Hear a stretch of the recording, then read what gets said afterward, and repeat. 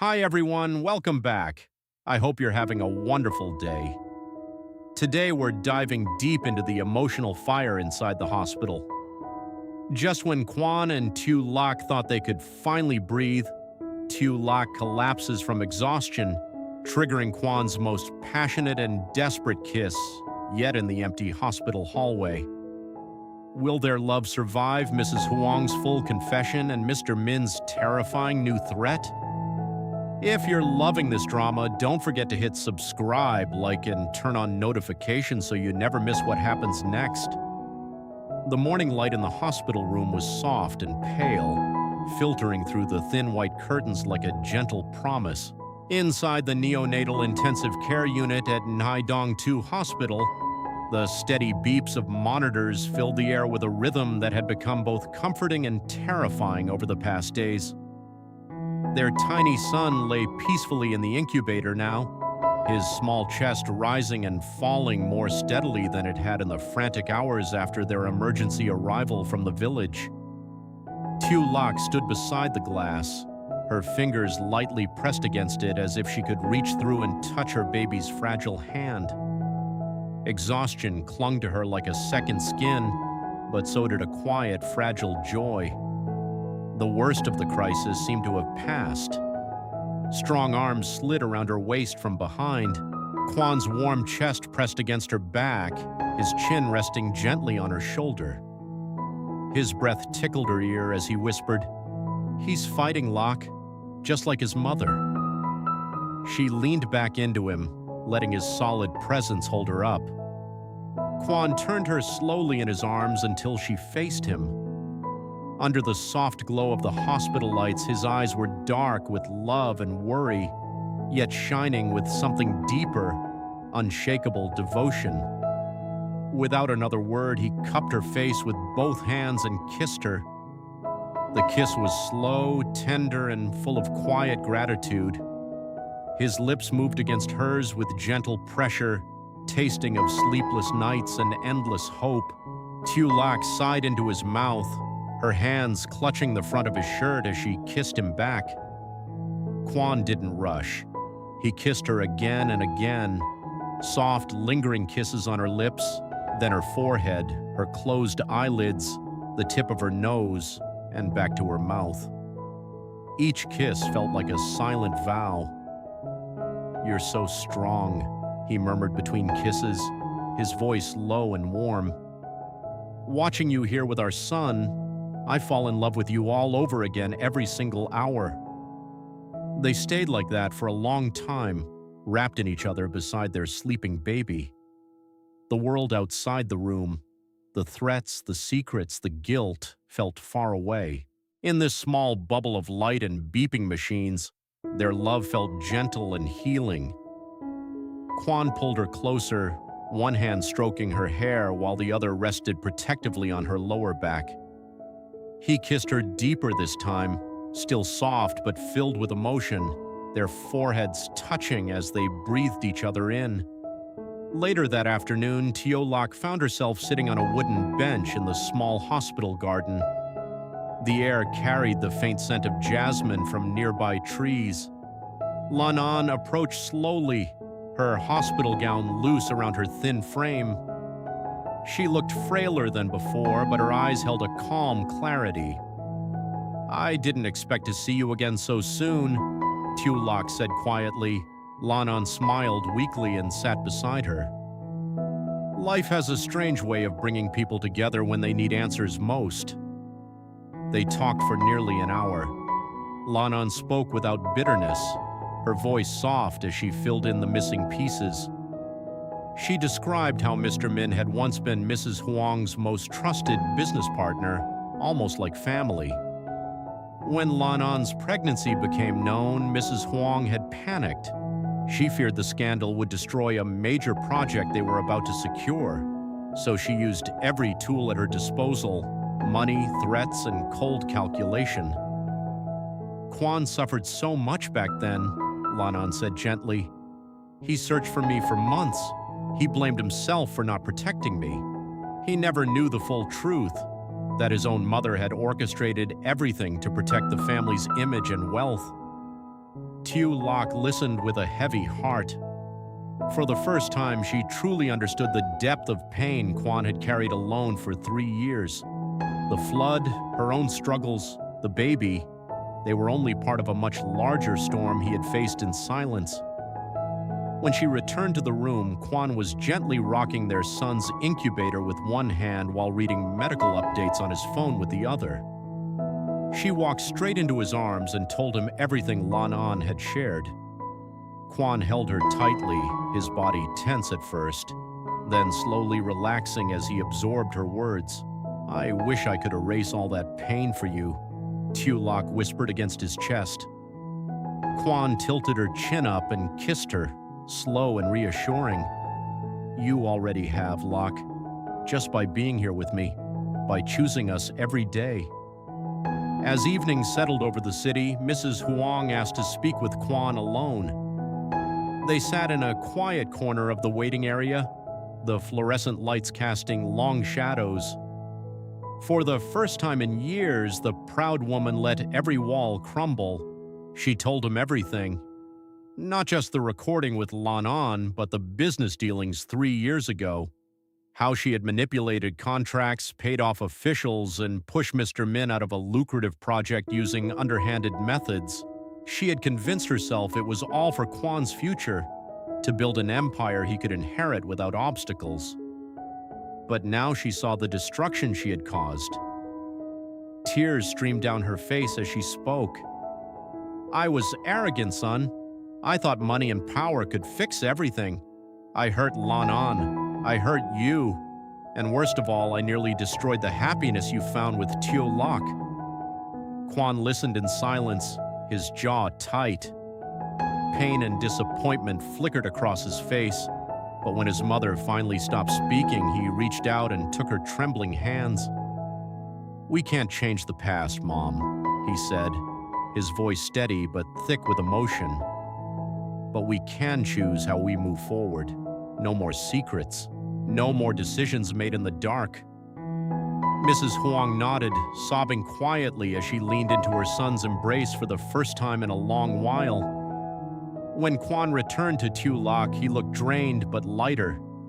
He pulled her close without explanation and kissed her forehead, then her lips, gentle, lingering kisses that spoke of shared burdens and renewed commitment.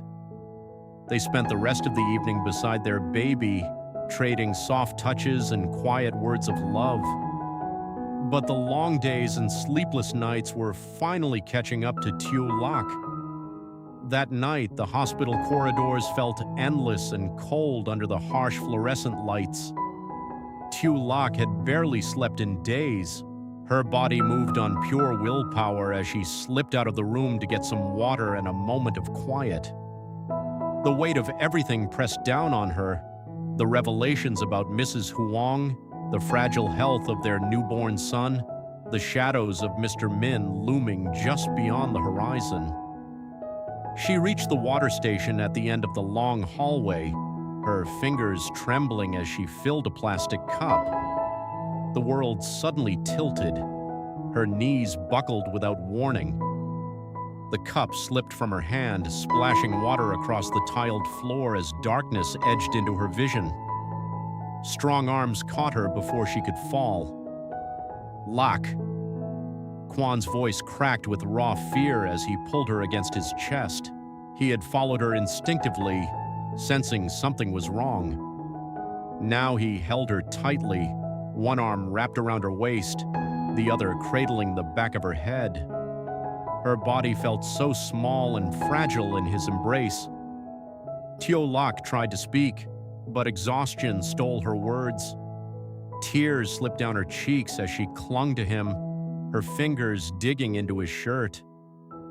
Quan didn't hesitate. In the middle of the empty, dimly lit hallway, he cupped her face with both hands and kissed her. Not gently this time, but with desperate, all-consuming passion. His lips crashed against hers, deep and demanding, pouring every ounce of fear, love, and determination into that single kiss. He kissed her like a man drowning, like she was the only air he needed to survive. "I've got you," He whispered fiercely against her mouth, barely pulling back before kissing her again, harder, deeper. His tongue swept into her mouth, claiming her with raw intensity. One hand slid down her back, pressing her body flush against his as if he could merge their souls through sheer force of will. "You're not allowed to fall. Not now, not ever." Tieu Lac melted into him, her exhaustion momentarily forgotten in the fire of his kiss. She kissed him back with equal desperation, her hands threading through his hair, pulling him closer. Their kisses grew hotter, more urgent, a storm of emotion in the sterile silence of the hospital corridor. Quan kissed her again and again, trailing hot, open-mouthed kisses down the side of her neck before returning to her lips, devouring her softness with a hunger that spoke of sleepless nights and unspoken terrors. "You are my strength, Lac," he breathed between kisses, his voice hoarse and trembling. "Every time I look at you, I remember why I fight. I will protect you. I will protect our son. I will stand between our family and every shadow from the past. Even if I have to burn everything down to keep you safe, I will do it. You are my life, my home, my entire world." Tears mixed with their kisses as Tieu Lac sobbed quietly in his arms. She felt his heartbeat thundering against her chest, matching the wild rhythm of her own. In that moment, under the cold hospital lights, their love burned brighter than any threat. Quan held her like she was made of glass and fire at the same time, fragile yet unbreakable. He kissed her forehead, her wet eyelashes, her cheeks, then captured her lips once more in a long, soul-searing kiss that seemed to stop time itself. Slowly, her strength returned. Quan refused to let her go. He half-carried her back toward their room, his arm locked around her waist, pressing soft but possessive kisses to her temple every few steps. When they stepped back into the baby's room, Mrs. Huang was sitting quietly beside the incubator. She looked up, her eyes red from crying. The guilt on her face was unmistakable. But tonight, Quan didn't have the energy to speak more about the past. He simply nodded at his mother, then guided Tieu Lac to the narrow bed beside the window. He lay down with her, pulling her into his chest, wrapping his body around hers protectively. They stayed like that for hours, exchanging gentle kisses in the darkness, soft brushes of lips, whispered words of love, and quiet promises. Quan's hand never stopped stroking her hair. Tieu Lac rested her cheek against his heartbeat, letting its steady rhythm soothe her frayed nerves. The next morning brought a fragile peace. Their son continued to improve. The doctor's rounds brought hopeful news. He might be able to leave the incubator soon.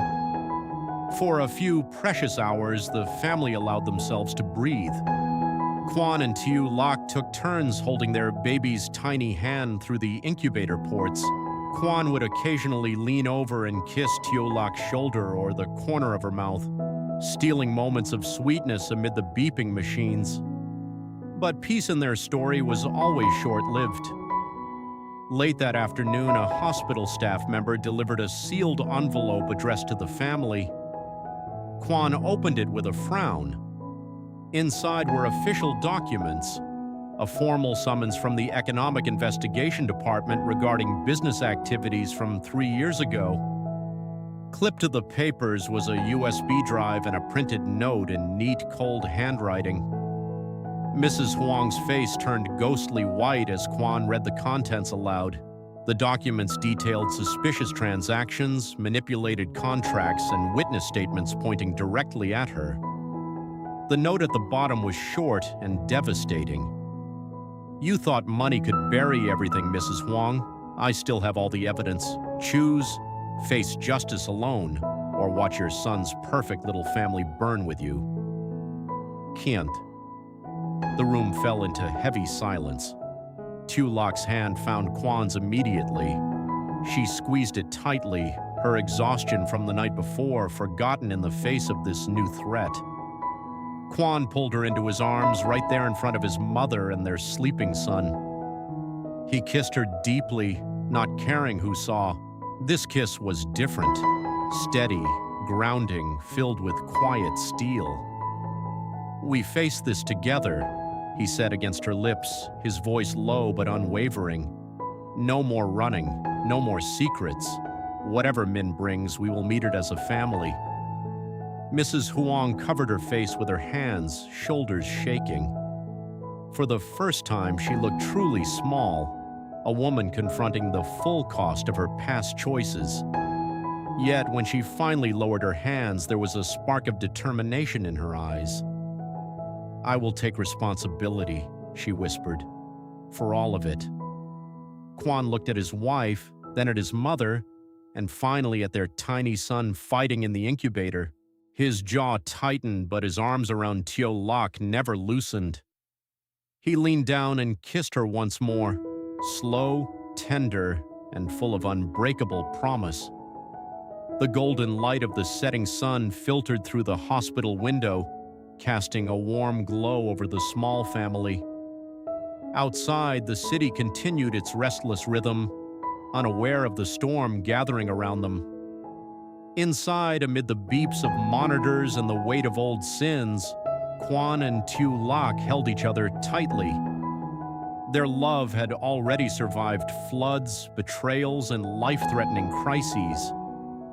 Now it faced its greatest test yet, not just survival, but the courage to confront the darkness and emerge stronger on the other side.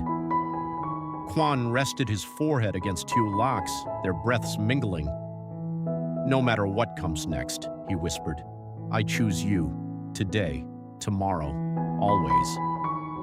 And in that quiet hospital room, surrounded by uncertainty, their kiss sealed that vow, gentle, passionate, and fiercely hopeful. In the quiet halls of Nidong the hospital, little hope begins to bloom as their newborn son's condition steadily improves. Quan and Tieu Lac share tender, heartfelt moments beside the incubator, exchanging soft kisses filled with love and relief. Lanan reveals deeper truths about Mr. Min and Mrs. Huang's past, helping Tieu Lac understand her husband's hidden pain. Mrs. Huang, determined to atone, confesses everything to Quan, not only her cruelty toward Lan An, but also her shady business dealings from 3 years ago. Exhausted beyond limits, Tieu Lac collapses in the hallway. Quan catches her and pours his fear and love into a fiery, desperate kiss, one of the most passionate moments they've ever shared. Just as the family starts to heal, a chilling summons and evidence from Mr. Min arrive, threatening to destroy everything. Will their love withstand this final trial by fire?